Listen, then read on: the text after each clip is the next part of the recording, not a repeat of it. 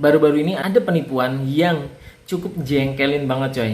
Kejadiannya terjadi di daerah Manggarai. Pelakunya ini seorang emak-emak, sebut aja namanya Kokoro. Kemudian korbannya sebut aja namanya Chopper.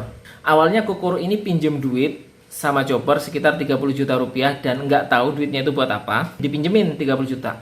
Ketika waktunya bayar, si Chopper ini nagih dan Kokoro ini nggak bisa bayar gitu ya. Alasannya, ini aku lagi ngajuin pinjaman ke salah satu koperasi, biar duitnya cair harus bayar administrasi di depan dulu. Nah, Kokoro ini akhirnya minta utang lagi ke si Chopper dan Chopper ini percaya dan dikasih coy tambahan. Kemudian ketika waktunya bayar, si Chopper nagih lagi nih. Dan si Kokoro ini alasannya masih sama. Bukan sampai di situ, si Kokoro ini beberapa kali itu datang ke rumahnya si Chopper itu bukannya mau bayar hutang, bukannya minta maaf karena belum bisa bayar hutang, tapi dia ini malah minjem duit lagi coy. Ada yang alasannya mau pinjem duit buat bayar cicilan motor, minjem duit buat bayar arisan, pinjem duit buat bayar kandang burung yang baru aja dibeli sama suaminya, dan banyak lagi coy alasannya. Dan si Chopper itu selalu ngasih setiap kali si Kokoro ini pinjem coy. Sampai-sampai nggak disangka-sangka coy, hutangnya si Kokoro ini mencapai 160 juta rupiah coy.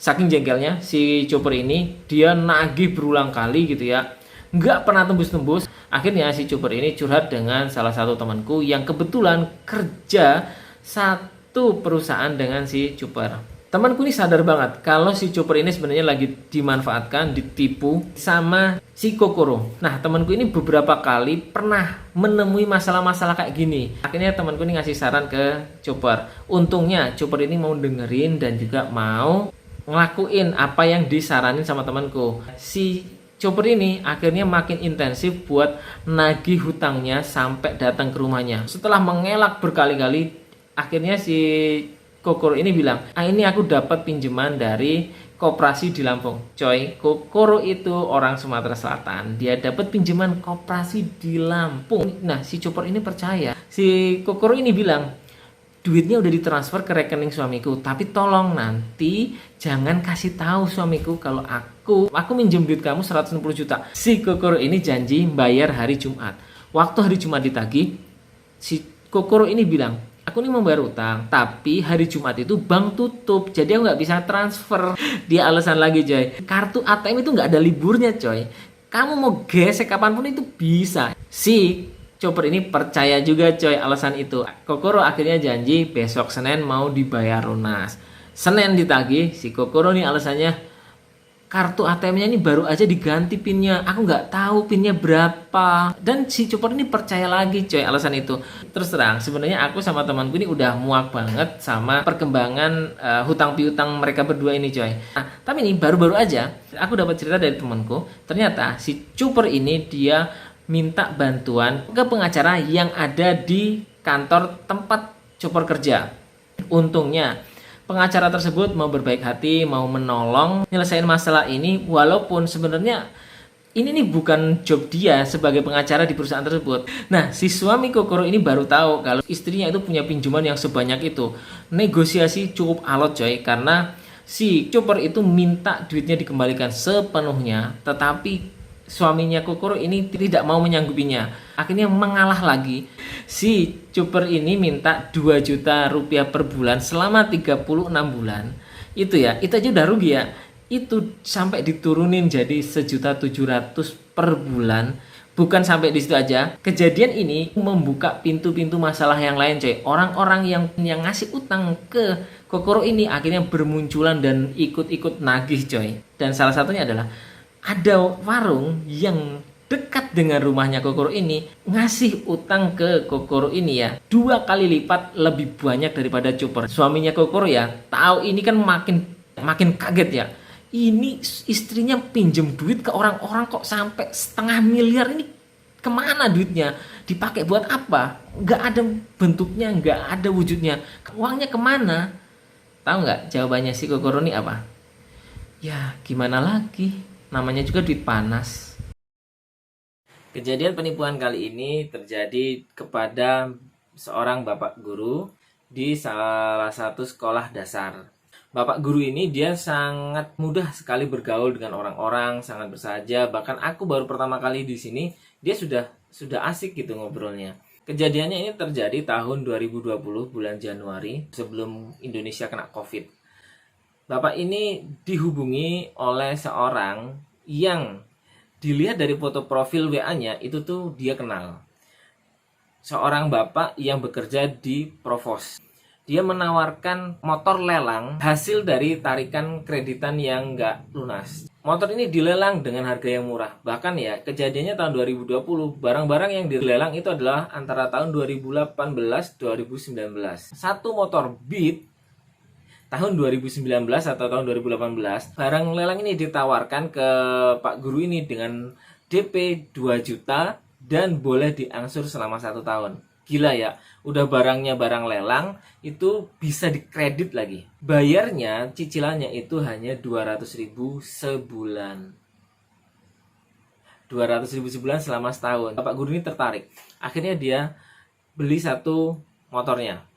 Setelah Bapak ini transfer lewat kiosku, si orang yang nawarin lelang ini itu makin nawarin barang lagi. Pak, ini masih ada barang lagi nih, ada Mio, Scoopy, ada Vario, ada Beat, pokoknya Matic semua. Harganya masih sama, DP 2 juta bisa diangsur setahun. Karena Bapak Guru ini baik ya, jadi dia menawarkan ke teman, tetangga, saudara yang pokoknya yang dia kenal untuk ngambil barang ini karena masih ada beberapa barang. Dapat 6 orang.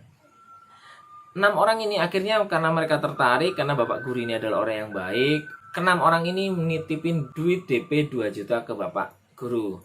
Bapak Guru ini langsung ke kiosku dan mulai transfer. Transaksi pertama sama kedua aku nggak terlalu curiga ya. Nah tapi waktu udah transaksi ketiga, si bapak yang nawarin lelangan ini itu minta pulsa 200.000. Dan waktu itu dia ditelepon sama Pak Guru, kalau misalkan pulsanya udah dikirim dan transferannya udah dikirim, nah aku denger si bapak yang di pelelangan ini, dia tuh pingin banget buru-buru nutup teleponnya, dan dia bilang, ini aku aku masih ada di acara lelang, nanti ku hubungin, nanti dulu. Waktu itu udah jam 5 sore. Aku terus terang, aku curiga, pelelangan mana yang masih buka jam 5 sore. Tapi aku udah curiga banget nih. Mulai itu aku tanya, Pak, ini beneran Pak, bukan penipuan Pak, soalnya murah banget. Ini agak mencurigakan Pak menurutku. Bapak Guru ini bilang, enggak lah, ini aku kenal ke orangnya, dia tuh kerjanya di Provos. Lah Bapak emang tahu rumahnya atau alamatnya? Oh saya tahu, saya dulu pernah acara kondangan di daerah Banyuasin, saya pernah makan bareng dia di rumahnya. Nah karena dia bilang gitu, meyakinkan, ya sudah, aku ya udah nggak apa-apa Pak. Makin dia transfer ke 4, ke 5, nah aku masih curiga tuh. Total dia ngirim DP itu 7 orang, 1 motor buat dia, 6 motor buat kerabat-kerabat dan tetangganya. Setelah itu bapak ini mulai ngubungin si pelelang ini. Jarak 2 hari kok nggak bisa dihubungin lagi. Akhirnya nih bapak ini langsung ke rumah si pelelang ini yang kerjaannya jadi provos di daerah Banyuasin. Didatengin lah sampai sana. Udah tahu ya cuy, bapak yang provos ini bilang, enggak, aku nggak pernah ngubungin kamu, nomor kamu aja aku nggak punya. Lah tapi ini loh Pak, ini nomor bapak loh. Waktu itu dibukain tuh WhatsAppnya si penipu sama si bapak dari provos ini, nomor HP-nya beda. Si bapak provos ini bilang, kamu ini kena tipu, aku nggak pernah ngubungin kamu, nomor kamu aja aku nggak punya, ini kamu ditipu nih. Nah akhirnya Bapak Guru ini datang ke Bank BRI, dia menanyakan perihal transferan ini, dan ternyata ketika dicek nomor rekening yang dikirim selama ini itu bukan nomor rekening di daerah Banyuasin, dan nomor rekening itu adalah nomor rekening di daerah Medan. Itu makin panik coy. Setelah itu akhirnya mulai terdengar nih kabar kalau Bapak Guru ini kena tipu kreditan motor. Mulai nih tetangga sama kerabatnya yang ditawarin motor itu datang ke rumahku. Datang tanya, apa bener nih Pak Guru kesini transfer duit 2 juta? Iya betul, aku jawab apa adanya, iya dia transfer ke bapak ini. Nah siangnya Bapak Guru itu datang lagi ke rumahku, dan dia ya curhat, cerita gimana perkembangan dia ke kantor bank gitu ya, dan lapor sana sini. Setelah berhari-hari dia pusing gitu, Dia ngomong sama aku, udahlah, aku ikhlasin aja. Males aku harus ke bank lah, harus ke kantor polisi. Ya, aku tanya lah, nanti gimana Pak duitnya? Ya mau nggak mau, aku ganti semuanya. Ya memang nggak bayarnya langsung gitu ya, pasti bertahap. Tapi itu langkah yang dia ambil, gitu. Nah memang coy, penipuan-penipuan sekarang ini banyak banget menggunakan foto profil yang punya profesi bagus gitu ya, kayak provos, polisi, bagian samsat, tangga, orang-orang yang punya bisnis atau warung gede gitu. Awal-awal aku buka kios mini ATM, konsumenku tuh masih dikit banget coy. Kadang-kadang 5 hari itu nggak ada yang transfer, kadang-kadang 3 hari itu baru dapet 2 orang konsumen itu beli pulsa. Jadi untungnya masih tipis banget. Untuk ningkatin penjualan, aku bikin spanduk gede coy. Itu tulisannya transfer, tarik tunai, jual pulsa, tiket pesawat. Karena spanduknya gede, akhirnya kan banyak orang lihat nih coy. Tapi nih coy, yang datang itu bukannya konsumen, tapi malah orang-orang yang mereka itu ingin memanfaatkan coy. Jadi orang-orang yang hobi ngutang, mereka itu ketika ada bisnis baru gitu ya, atau toko baru, kios baru, mereka nih datang, sengaja datang coy. Awalnya mungkin belanja, tapi lama kelamaan itu mereka pasti mengajukan, aku bawa dulu ya, aku ngutang dulu ya, aku ambil dulu ya duitnya nanti kalau aku ada duit. Waktu itu kejadian, aku masih ingat banget, hari Sabtu ada emak-emak datang ke rumahku coy, membawa satu bandel kertas gitu ya coy, yang digulung gini. Nah, yang digulung gini. Dia datang ke rumah, dia tanya, "Dek, di sini di mana ya bisa ngajuin pinjaman jaminannya sertifikat?" Sebenarnya aku sadar banget nih, emak-emak ini bukan tanya di mana dia bisa cari pinjaman dengan anggunan sertifikat, tapi dia tuh pingin pinjem duit dari aku dengan menggadaikan sertifikat. Aku sadar banget coy, tapi aku ikutin aja. Wah, kalau itu Bu ya, coba Ibu ke koperasi di depan. Koperasi di sana itu dia punya nih program simpan pinjam. Apalagi Ibu bawa sertifikat kan, pasti mau lah dia. Coba aja ke sana. Nah, dia tuh, oh ke depan ya. Di mana? Kalau pengurusnya rumahnya di mana ya? Dia masih itu coy, masih muter-muter gitu coy ngomongnya. Setelah agak lama dia mulai nih, kalau pinjam ke tempat adik gimana? Ini aku bawa sertifikat tanah buat jaminan. Nah, aku pegang nih sertifikatnya coy. Itu bukan sertifikat tanah, tapi itu fotokopi sertifikat tanah yang nggak ada harganya. Itu nggak bisa jadi acuan buat kita nuntut dia kalau dia nggak balikin duit coy. Itu susah banget coy. Nah, aku bilang, enggak Bu, aku ini jasa transfer dan tarik tunai sama jualan pulsa. Aku nggak ngasih pinjaman atau yang kayak gitu. Ibu coba aja ke koperasi. Aduh, Dek, sebenarnya nih ya, aku tuh duit tuh biasanya ada, Dek. Aku nih kalau duit cuma 4 juta gitu, aku sih ya dikit itulah. Aku duitku aja kalau 20 juta tuh ada. Cuma kebetulan aku lagi nggak ada duit nih. Nah, jadi aku pinjem duitnya 4 juta aja gitu. Aku bilang, nggak bisa Bu, aku nih nggak ngasih pinjem-pinjeman duit kayak gitu. Kalau misalkan orang tua adik gimana? Atau kakak adik, atau itu sebelah itu kan saudaranya adik ya. Coba bisa nggak pinjem duit di sana? Dia maksa banget coy untuk pinjem duit. Aku tetap udah Bu, nggak Bu, aku nggak ngasih pinjem duit kayak gitu. Ibu coba aja ke koperasi di sana. Nah itu rumahnya itu di sebelah selatan. Rumahnya di sana depan masjid Bu. Coba ke sana aja. Ibu itu, oh yaudah kalau gitu deh, aku kesana aja. Dia bilang kalau dia mau ke koperasi tersebut nih coy. Waktu dia keluar dari rumahku coy, dia itu bukan ke arah selatan, ke arah pengurus koperasi, tapi dia ke arah utara, arah pulang ke rumahnya coy. Kali ini aku mau cerita tentang 2 temanku. Kita sebut aja yang satu Batman, yang satu Joker. Tahun 2012 aku lagi boncengin si Batman ke pom bensin gitu ya, mau beli bensin, kita mau survei supplier kain. Waktu itu si Batman cerita sama aku, Mas Rinto, si Joker ini kan bisnis bareng sama aku ya. Aku tuh tahu bener kalau keuangan bisnis kami ini lagi nggak baik-baik aja. Nah, aku nih heran sama si Joker ini. Dia bisnisnya sama aku, tapi duit dia tuh kayaknya nggak habis-habis. Mas Rinto tahu nggak duit dia tuh dari mana? Ya aku bilang aku nggak tahu lah. Lah yang lebih sering kan kamu, satu kontrakan lagi. Si Batman pun jawab, aku pernah tanya si Joker, kamu dapat duit dari mana? Kok kayaknya nggak pernah habis-habis gitu. Setiap hari kalau pergi-pergi pakai mobil, walaupun mobil rentalan. Lah kamu Duit dari mana? Wong keuangan bisnis kita aja masih nggak baik-baik aja. Jawaban si Joker tuh simple banget coy. Dia jawabnya gini, duit dari Allah, duit dari Tuhan. Iya coy, aku ngerti duitnya dari Tuhan. Tapi kan pertanyaannya itu perantaranya nih loh. Perantaranya itu apa? Nggak mungkin dong Tuhan langsung, nih 10 juta, nih 15 juta. Kan nggak mungkin gitu coy. Kemudian jarak beberapa bulan, aku nih ditelepon sama si Batman. Mas Rinto, tolong dong datang ke kontrakan. Biasanya kalau aku ke kontrakannya Batman dan Joker ini, masuk ke kontrakan langsung ngobrol-ngobrol. Nah ini enggak, baru motor Supra ku parkirin, langsung aku diajak duduk di teras kontrakan dan ngobrol di sana. Enggak kayak biasanya. Si Batman ini langsung tanya, si Joker punya hutang sama Mas Rinto berapa juta? Akhirnya ngalir obrolannya. Nah sampai di poin pentingnya, dia bilang, Mas Rinto, si Joker ini lagi kena masalah. Mobil yang dia rental biasanya itu hilang, dicuri orang. Dia harus mengganti mobil tersebut, tapi ternyata orang-orang ini dengar kalau si Joker ini habis kehilangan mobil. Jadi banyak orang yang hubungin dan nemuin aku, nanyain keadaannya si Joker dan nagih hutang-hutangnya si Joker. Ternyata si Joker ini, dia itu selalu menawarkan investasi ke orang-orang. Dia menjelaskan kalau bisnis kuliner dia itu lagi hits-hitsnya gitu. Dia baru beberapa minggu buka aja udah punya 4 cabang gitu ya. Padahal cabang-cabang itu sudah tutup coy. Hanya tersisa 1.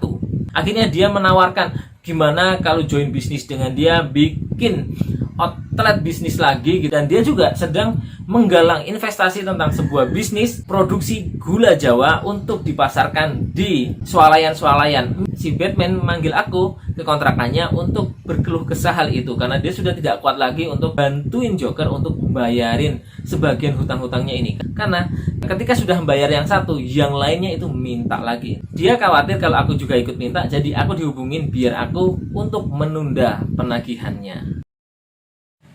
Cerita kali ini masih ada hubungannya sama Joker yang kemarin ku ceritain coy. Tahun 2011 aku dapat project di Bojonegoro. Waktu itu aku jadi fasilitator di salah satu NGO yang mengelola dana CSR sebuah perusahaan migas. Singkat cerita, tahun 2012 aku selesai ngerjain projectnya. Aku akhirnya kembali dari Bojonegoro ke Yogyakarta. Ya, si Joker ini yang tahu kalau aku habis dapat project yang besar, akhirnya dia speak aku coy. Kejadiannya waktu itu begini, aku sama teman-teman numpang mobil yang disewa sama si Joker. Waktu di jalan, si Joker nih ngomong sama aku, Mas Rinto, ada nggak project yang duitnya besar kayak yang kemarin? Kalau ada, kasih ke aku aja mas, aku kerjain semuanya. Jadi dia pinginnya aku tuh ngedilin sebuah proyek besar, kemudian semua proyeknya aku kasihin ke dia. Kan kurang ajar ya? Tapi aku cuma diem aja waktu itu. Aku nggak jawab apa-apa karena aku tahu posisi ya coy. Aku saat itu hanya fasilitator dari sebuah NGO, bukan manajemen inti dari NGO tersebut. Ini terus terang aja coy, tanpa aku mempertimbangkan kasus-kasus dia yang banyak setelah kehilangan mobil. Kita nggak usah kaitin hal yang itu ya. Aku pribadi, kalaupun aku dapat project, aku nggak akan nawarin, nggak akan ngajak si Joker. Kenapa? Ini dia coy, permasalahannya. Kalau dia memang respect sama kita, harusnya ketika dia juga dapat project-project yang ada duitnya yang cukup gede, dia juga ngajak kita dong. Dia sering banget dapat event, baik itu bazar, pameran yang ada duitnya gede gitu, itu tuh nggak pernah ngajakin aku, nggak pernah. Tapi kalau ada event-event pameran yang nggak ada duitnya, paling-paling dapat nasi kotak, itu baru tuh kontak aku, ngajak aku, bahkan ngajak sampai ngurusin seharian full. Aku pribadi ya, kalaupun aku dapat project lagi yang nilainya gede, aku nggak akan ajak itu orang. Apalagi kalau kita udah tahu nih, dia terlalu banyak kasus setelah kejadian kehilangan mobil kemarin. Kalau misalkan nih, aku kasih project yang duitnya gede, tahu kan, duitnya bakal diapain sama dia? Cerita kali ini masih ada kaitannya dengan Joker yang aku ceritain kemarin. Joker ini suka banget dengan hutang. Bahkan dia itu menganggap kalau hutang itu sesuatu yang harus dilakukan agar bisnis itu cepat berkembang. Akhirnya karena prinsip itu, dia itu suka banget pinjem duit. Mulai dari pinjem duit secara resmi di bank, sampai pinjem duit ke teman-teman, dosen-dosen, ataupun menarik investasi untuk bisnis nih. Aku nggak tahu ya, duitnya ini dipakai buat apa, habisnya di mana gitu. Memang sih dia sering banget rental mobil gitu. Cuma dari segi penampilan, makan, jajan, dan gaya hidup, itu kayaknya kurang menunjukkan orang yang punya gitu. Tahun 2012 itu aku lagi bisnis boneka nih.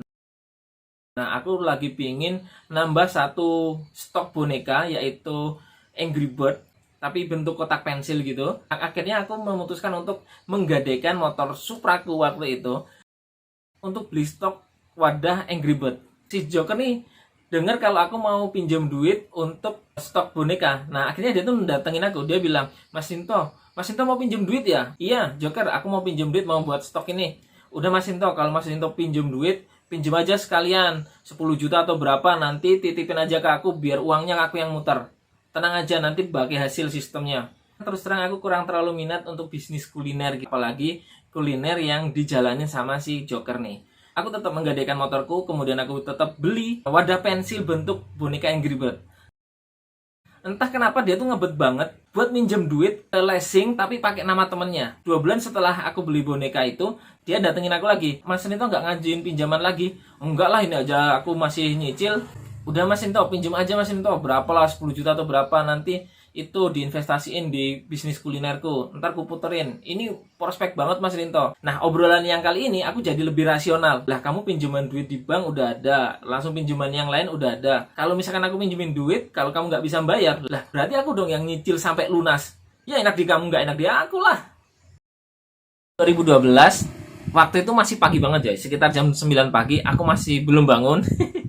Nah, aku kebangun karena ada satu panggilan telepon. Waktu ku angkat, yang telepon ini bapak-bapak dengan logat Jawa halus, coy. Nah, ini ku terjemahin aja bahasanya biar banyak yang ngerti. Waktu ku angkat, bapak-bapak itu tanya, apa benar ini Mas Rinto? Iya Pak, benar, saya sendiri Pak. Gimana Pak?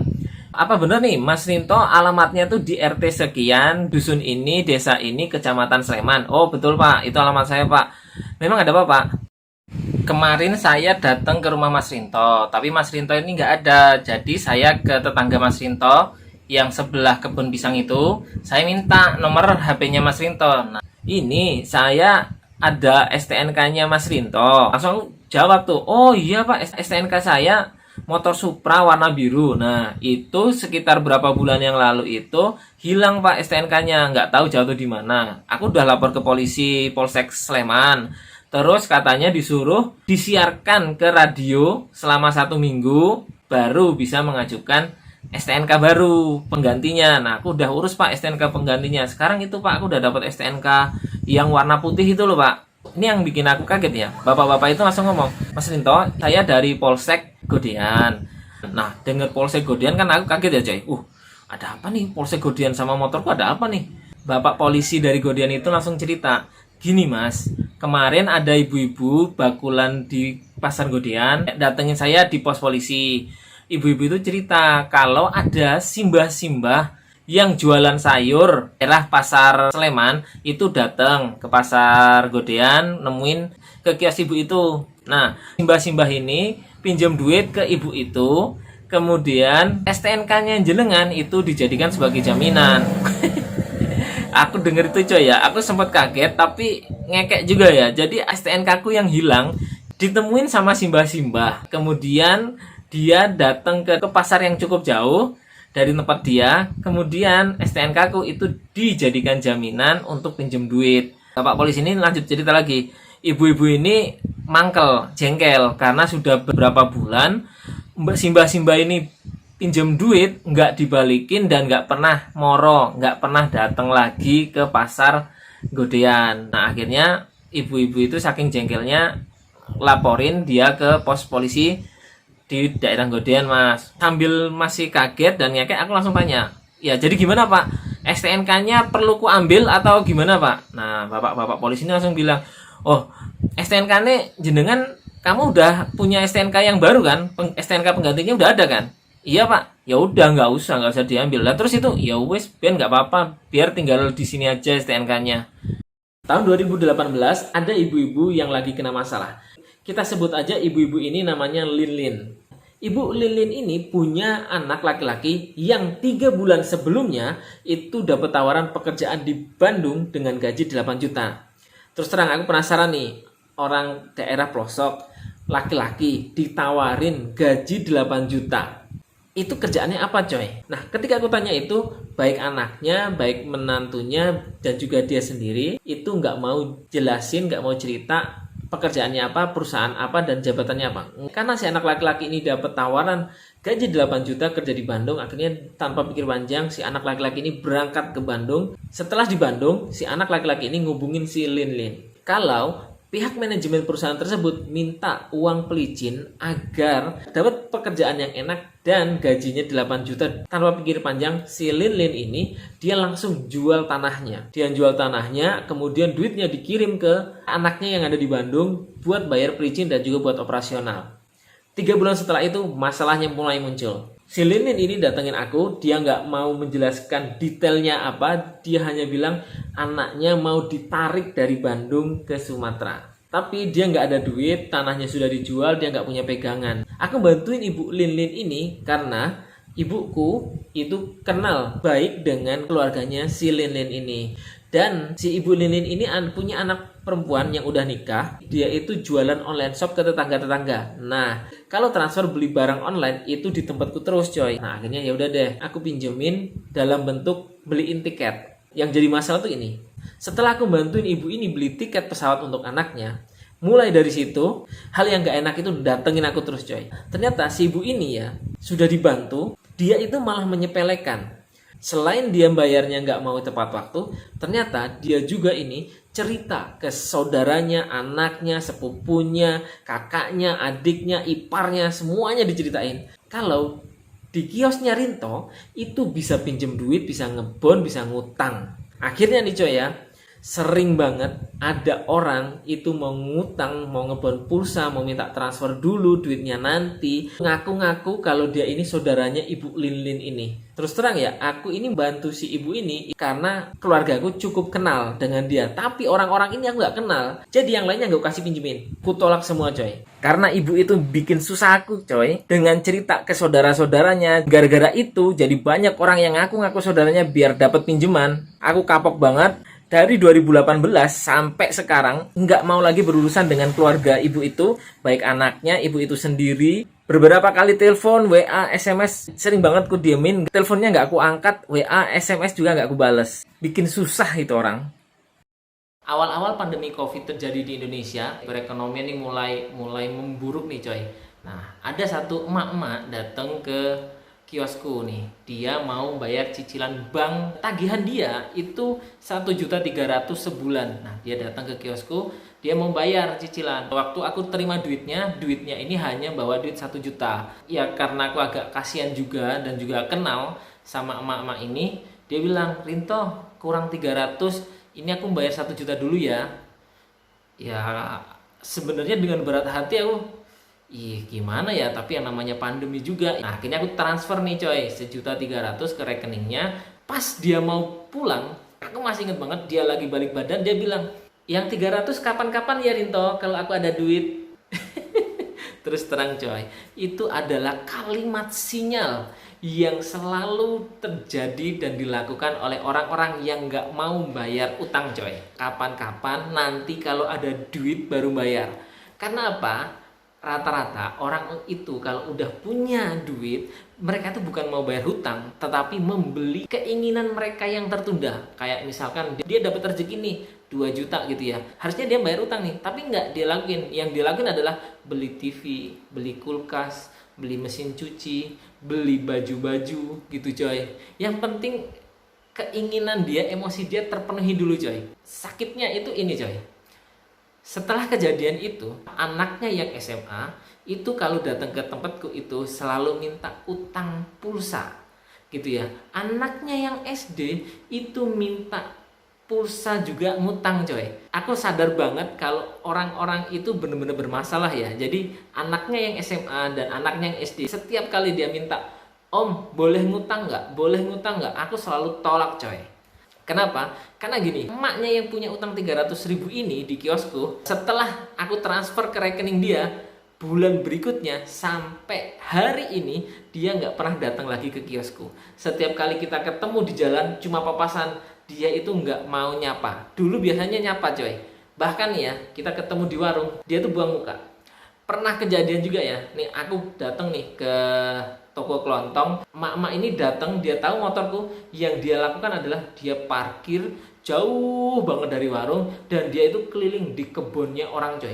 cuma keliling aja, jalan, liatin bawah gitu. Ternyata dia itu nunggu aku ini pulang baru dia masuk ke warung kelontong tersebut. Beneran coy, aku muter motor balik gitu. Nah, waktu dari kejauhan aku tuh noleh, ternyata beneran aku pergi, emak-emak itu langsung masuk ke warung kelontong itu. Masih ada kaitannya dengan pandemi COVID coy. Awal-awal pandemi COVID itu pemerintah punya bantuan langsung tunai untuk masyarakat-masyarakat yang terdampak. Nilainya 600.000 per orang. Masih inget nggak? Dulu isunya itu masyarakat akan dikasih pemerintah 600.000 setiap bulan nih. Cara penyalurannya itu lewat kantor pos dan juga lewat balai desa. Mereka ini dikasih kartu ATM, ada yang Bank BRI, ada yang bank setempat kayak BPD, Bank Sumsel Babel, dan sebagainya. Nah, kebetulan di daerahku ini itu adalah Bank Sumsel Babel nih. Karena aku tahu nih, aku lihat berita kalau pemerintah mau ngasih bantuan langsung tunai selama 3 bulan. Akhirnya banyak nih orang-orang yang datang ke kiosku, gesek untuk pencairan dananya nih. Ada satu bapak-bapak datang ke tempatku, dia gesek gitu. Keluar nih 600.000 coy. Aku kasih nih sama dia. Jarak 2 minggu setelah itu bapak-bapak ini datang ke tempatku. Dia bilang, Rinto, anakku ini mau berangkat ke sana, tapi aku lagi nggak ada duit nih. Aku mau minta tolong. Aku pinjem dulu duitnya 400.000. Ini tenang aja, ini kartu bantuan COVID ini kamu yang pegang. Bulan depan duit COVID-nya cair, kamu ambil dari sini aja. Karena aku merasa ini ada jaminan kartu ATM yang dapat bantuan dari pemerintah masih 2 kali penerimaan gitu ya. Ya udah, aku terima, aku kasih pinjem nih 400.000 coy. Ternyata pemerintah cuma ngasih bantuan 600.000 duit pandemi COVID itu cuma 1 bulan coy. Bulan berikutnya itu nggak ada yang cair sama sekali. Aku nggak tahu ya di Jakarta atau yang lain gimana, tapi di daerahku cuma 1 kali cair coy. Wah, itu aku emosi coy. Bangke nih, duitku bakal hilang ini, nggak bakal balik nih. Nah, bapak-bapak itu datang ke tempatku, dia dengan wajah yang memelas gitu coy. Dia minta maaf, duit COVID-nya nggak turun gitu ya. Dia janji mau bayar utangnya. Lah, aku tanya, bayar kapan pak? Ya besok lah kalau aku ada duit. Nah ini coy, kalau ada orang ngomong besok lah kalau ada duit, ini tanda-tanda nggak bakal bayar hutang nih coy. Karena aku udah sadar itu, aku desek nih. Bapak itu udah tua aja, tapi aku desek. Pak, aku nggak bisa lama-lama lah pak. Kapan pak? Akhirnya dia menjanjikan, nanti kalau udah panen itu masih 8 bulan lagi. Loh, 8 bulan lagi? Yang bener aja pak. 400.000 ini duitku loh. Ini duit dagangan loh pak. Kelamaan lah kalau nunggu panen. Dia akhirnya langsungan coy, emosi. Ya mau gimana lagi? Ya aku lah nggak bisa pak. Gini aja lah pak, udah bapak nyicil aja nggak apa-apa deh, 100 apa 50 nggak apa-apa. Yang penting jangan sampai 8 bulan. Bapak-bapak itu akhirnya mengiyakan, dia akan bayarnya tuh nyicil coy. Nah cuma ingat coy, kalau ada orang yang bilang besok kapan-kapan, kalau aku ada duit, itu tandanya orang itu nggak bakal bayar coy. Nah beneran coy, bapak-bapak itu nggak membayar duitnya. Sampai hari ini aku cari orangnya nggak ketemu, aku cari anaknya, aku bilang bapakmu di mana? Kasih tahu bapakmu kalau suruh bayar hutangnya ini. Kata anaknya, iya nanti ku sampein. Tapi sampai sekarang anaknya sering bolak-balik ke tempatku, tapi orang tuanya ini nggak pernah nongol lagi coy. Tahun 2017 aku sempat secara nggak sengaja aku bantuin temenku, sebut aja namanya Kak Kuzu ya. Si Kak Kuzu ini dia punya bisnis franchise dawet yang rasanya tuh sumpah gila enak banget coy dawetnya. Dawet khas Banjarnegara. Awalnya si Kak Kuzu ini dia kerja di Kalimantan. Nah ini masih ada kaitannya sama si Joker. Si Kak Kuzu ini didatengin si Joker ke Kalimantan, dia diajak untuk bisnis es dawet khas Banjarnegara tapi dengan sistem franchise. Wadaw coy, dengan cerita dan berbagai presentasi yang menarik nih, akhirnya Kak Kuzu ini dia memutuskan untuk resign, keluar dari pekerjaannya yang ada di Kalimantan dan kembali ke Jogja untuk membuka bisnis es dawet. Kak Kuzu ini cukup agresif sekali dalam memarketingkan. Di awal saja dia sudah punya 4 cabang coy. 2 cabang itu dikelola oleh Kak Kuzu, 2 cabang lagi dikelola oleh si Joker. Tapi sayangnya si Kak Kuzu ini nggak tahu kisah si Joker ini selama beberapa tahun belakangan. Waktu itu secara nggak sengaja aku main ke salah satu outletnya, aku makan di sana. Kebetulan Kakuzu itu lagi ada di outlet tersebut. Akhirnya aku ngobrol, aku sempet nyeletuk gini, Kakuzu, kamu join bisnis sama Joker ya? Iya Mas Rinto. Gimana emang? Kamu tahu kan recordnya Joker kayak gimana? Nah, si Kakuzu ini dengan sedikit keraguan, dia jawab aku kayak ini, iya Mas Rinto, aku tahu. Setelah aku ketemu si Kakuzu itu, 5 hari kemudian, Kakuzu itu ngubungin aku, Mas Rinto ada di mana? Aku bilang, aku lagi main nih di kampus. Gimana? Mas Rinto, ketemuan yuk di kampus, aku juga lagi di kampus nih. Aku di gedung ini, aku datengin nih. Ternyata si Kakuzu ini cerita, Mas Rinto, aku hari ini mau deal-dealan dengan salah seorang dosen kita yang ada di sini. Dia itu mau investasi di bisnis dawatku ini. Aku mau deal-dealan nih. Tapi karena Mas Rinto ngomong, tahu kan recordnya Joker kayak gimana? Aku langsung nanyain sama karyawan-karyawanku. Ternyata memang si Joker ini bermasalah sekali, Mas. Tolong dulu Mas Rinto, masalah dia ini apa aja? Aku akhirnya cerita, beberapa tahun yang lalu dia pernah menggalakkan investasi untuk bisnis gula Jawa yang akan dipasarkan ke swalayan. Kemudian dia juga menggalakkan investasi untuk bisnis angkringan, dia dibuka untuk beberapa cabang. Cuma bisnis-bisnis yang dia jalankan ini tidak ada yang jalan dan nggak tahu kemana duitnya itu habis. Awalnya nih para investor itu tuh nggak terlalu mempermasalahkan, sampai akhirnya tahun 2013 si Joker ini ngerental mobil dan mobil itu hilang, dicuri orang.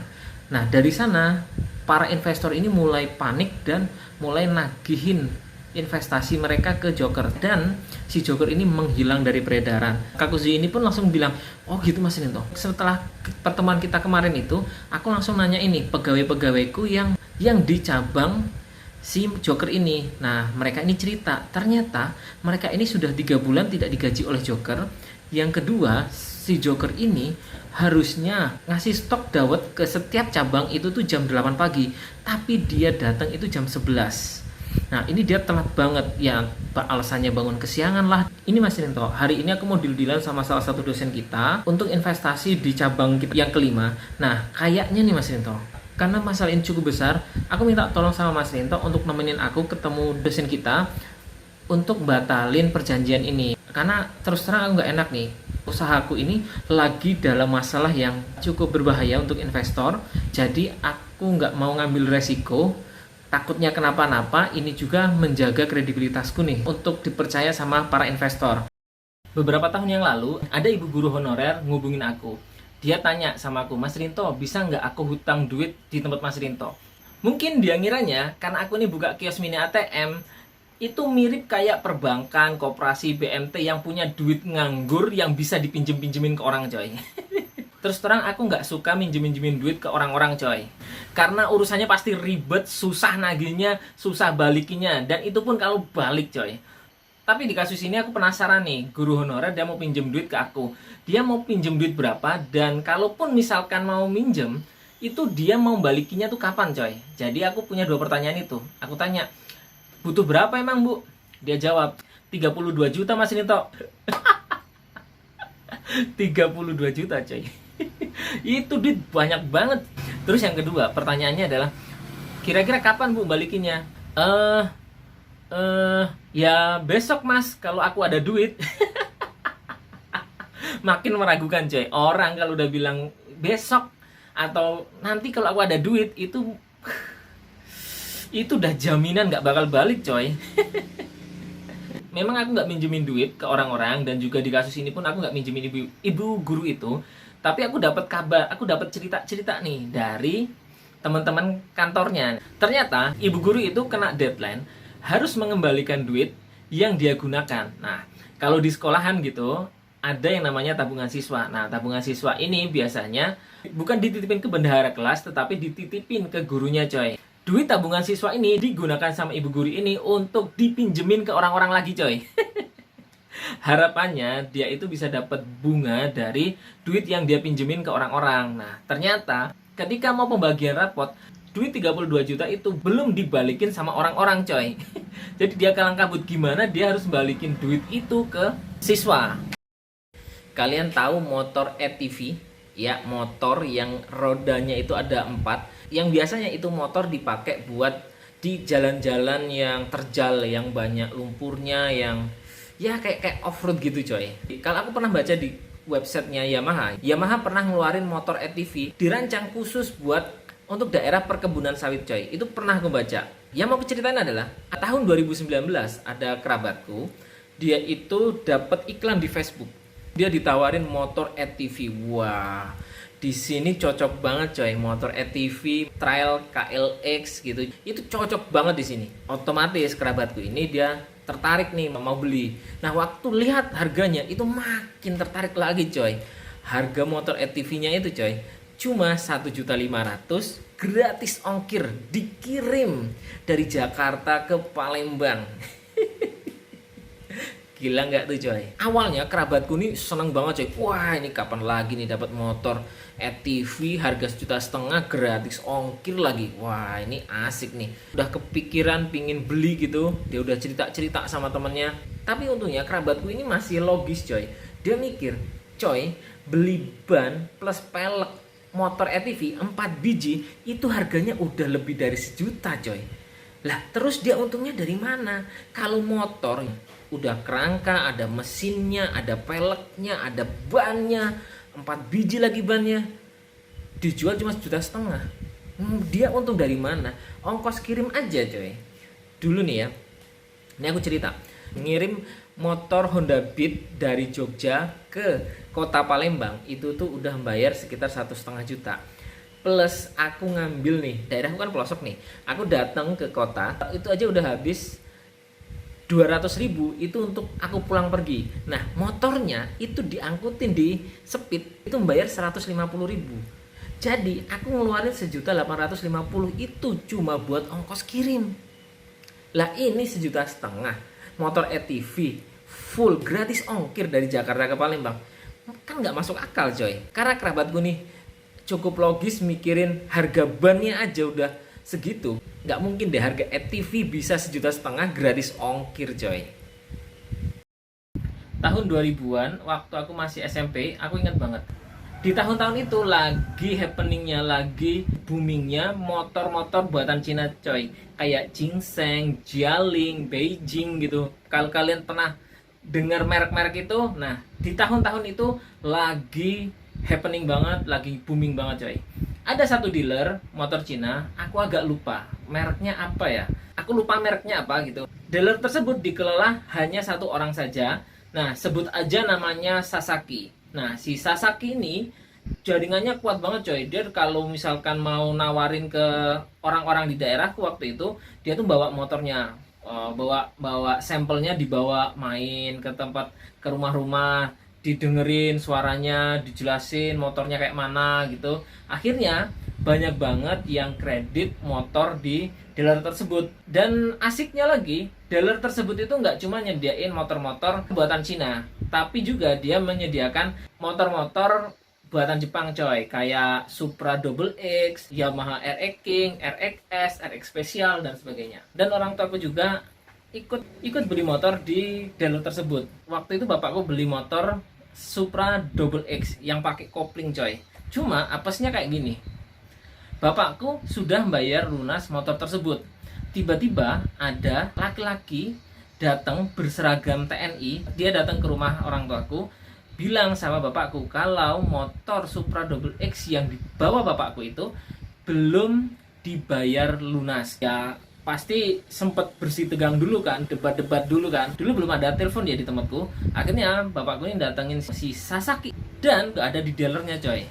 Tiba-tiba jarak sekitar beberapa hari kemudian dikabarkan kalau si Sasaki sudah ditangkap polisi karena dilaporkan menggelapkan uang dealer tersebut coy. Ternyata dealer yang dia jalankan itu bukan dealer milik dia, tetapi dealer milik orang lain, bos besar yang punya duit untuk nyetok motor-motor buatan Cina dan juga mendistribusikan berbagai motor-motor bekas. Zaman dulu belum ada mini ATM coy, kantor pos juga jauh. Jadi setiap kali orang-orang di daerah sini mau nyicil motor tersebut, duitnya ini dititipin ke Sasaki.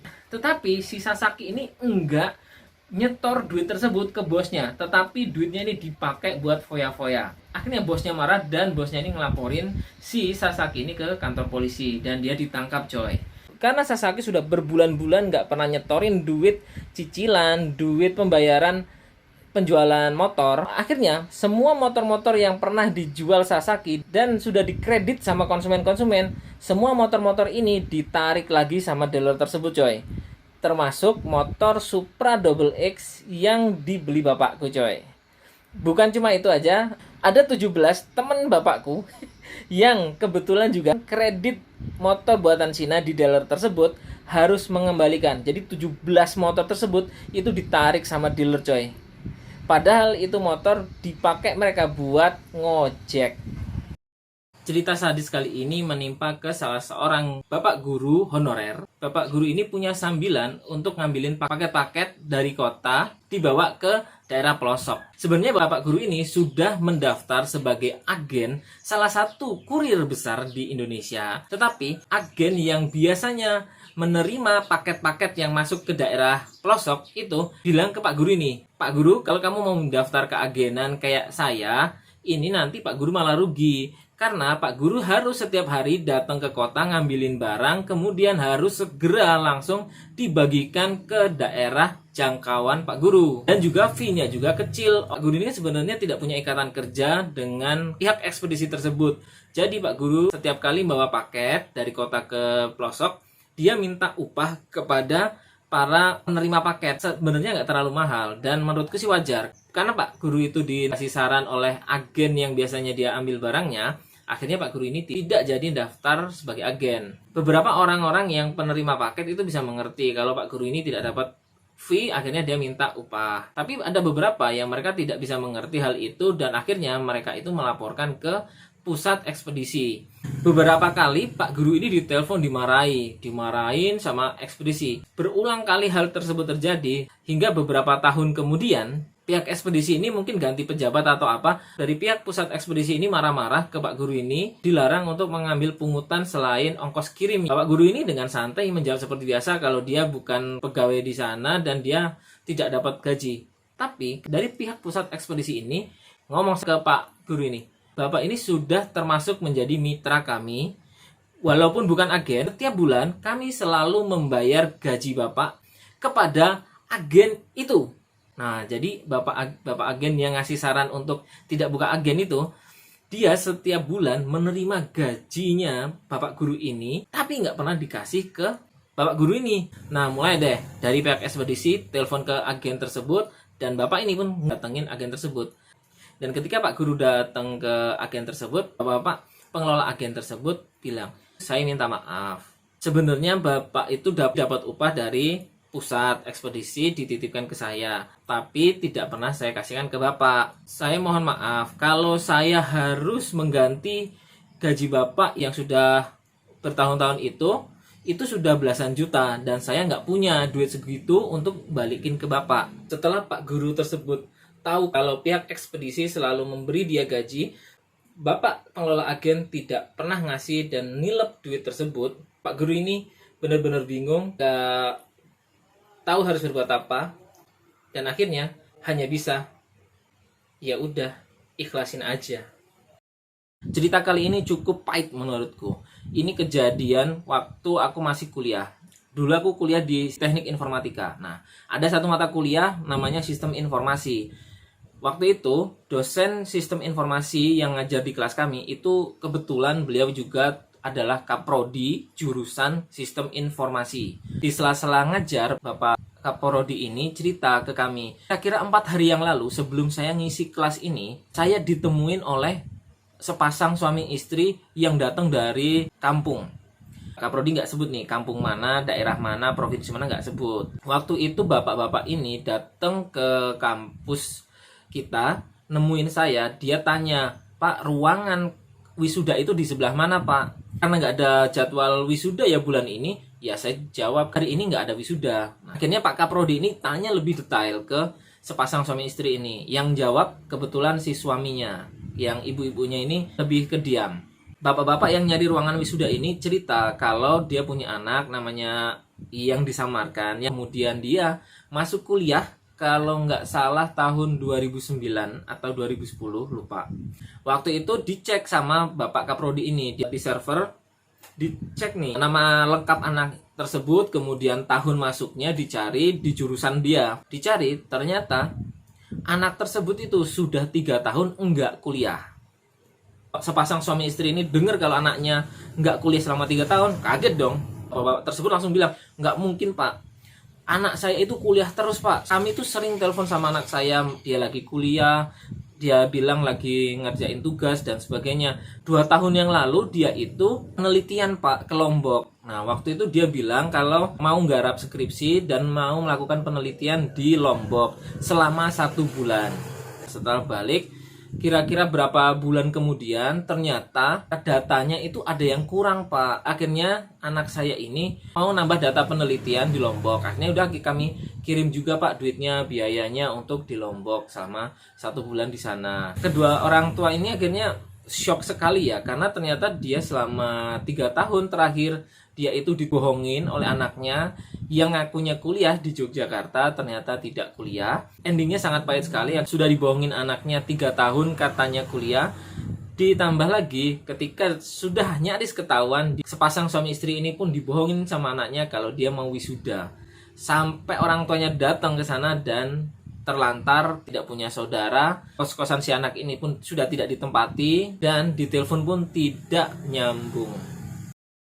Tahun 2020 kemarin, ada konsumenku, dia masih anak SMA. Orang ini kalau misalkan ke kiosku selalu beli pulsa itu tuh gede-gede, 100.000, 100.000 gitu. Ketiga kalinya dia datang ke kiosku, dia ngomong nih sama aku, "Mas, bisa nggak langganan pulsa di sini?" Langganan pulsa. Maksudnya gimana?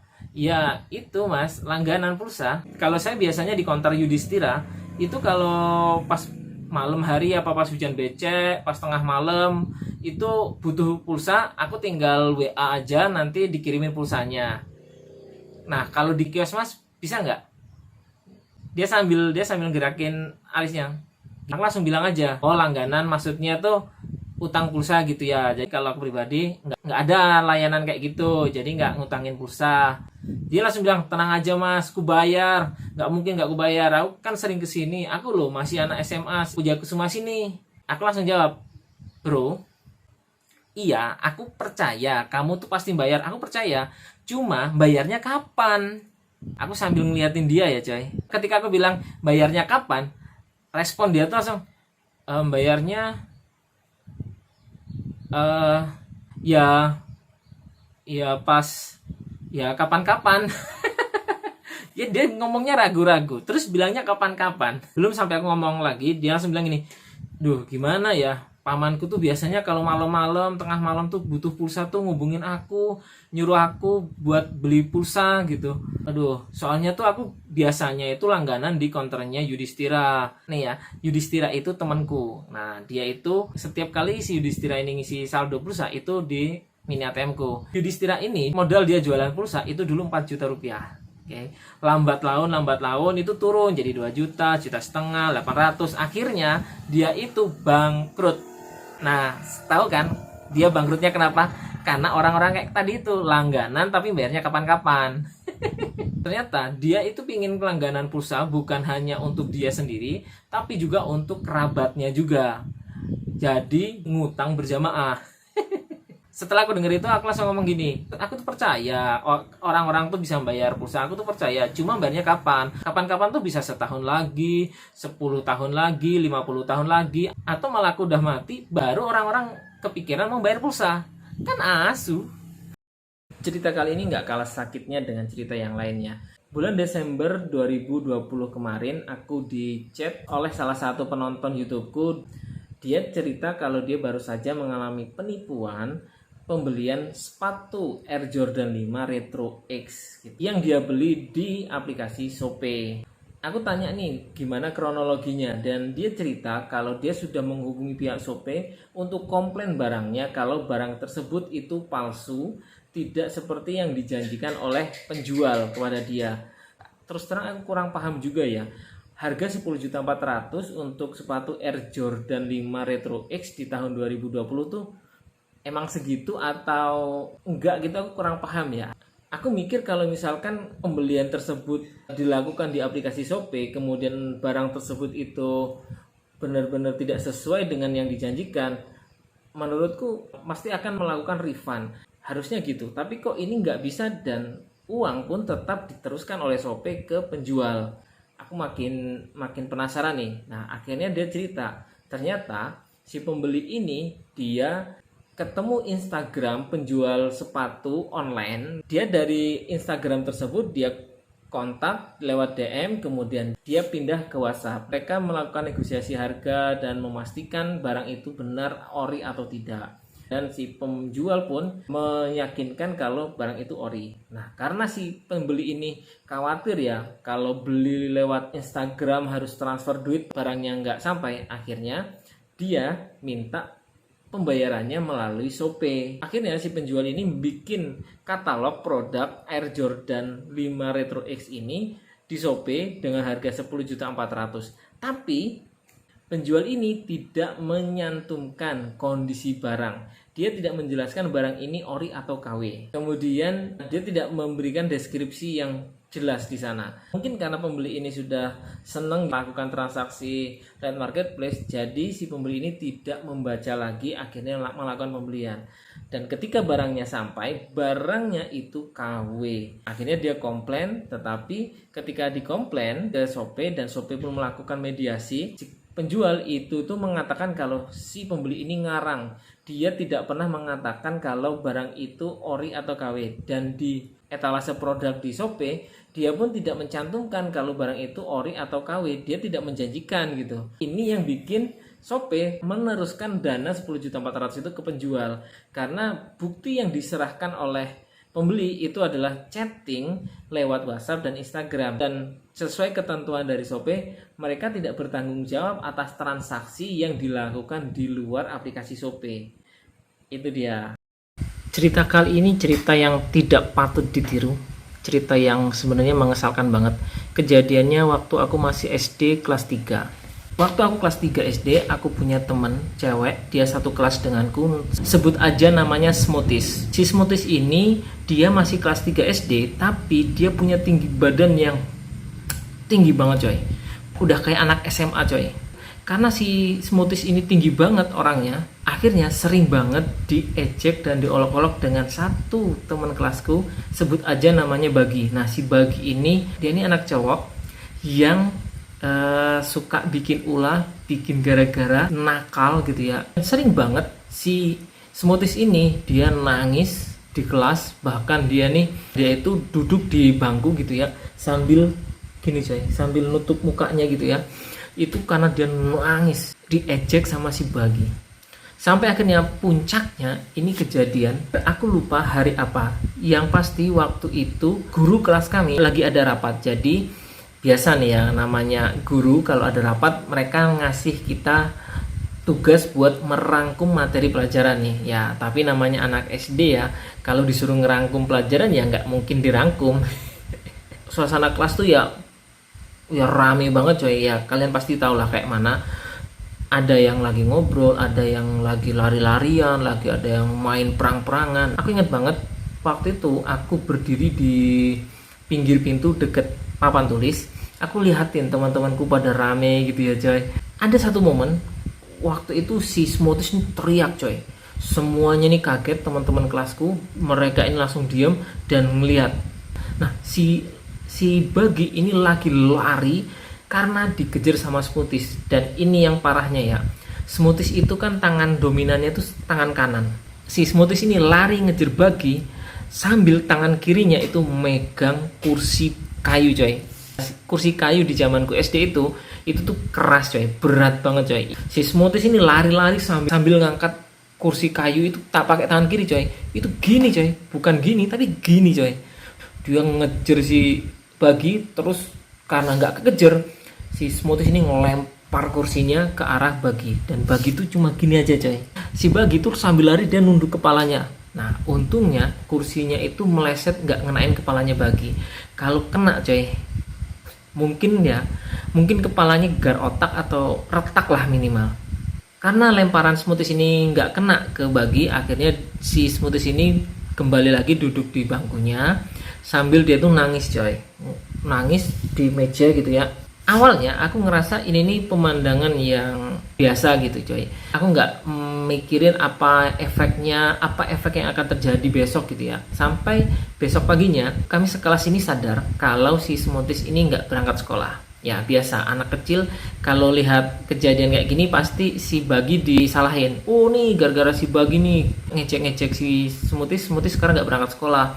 Si Bagi tetap aja nih cerewet, dia marah-marah ngeles gitu ya, merasa tidak bersalah gitu. Nah hari kedua masih sama, masih diejek juga si Bagi sama teman kelas. Hari ketiga, hari keempat, dan sampai hari ini aku pribadi nggak pernah ketemu sama si smoothies lagi. Dan hari dimana si smoothies ini marah besar itu adalah hari terakhir aku lihat si smoothies.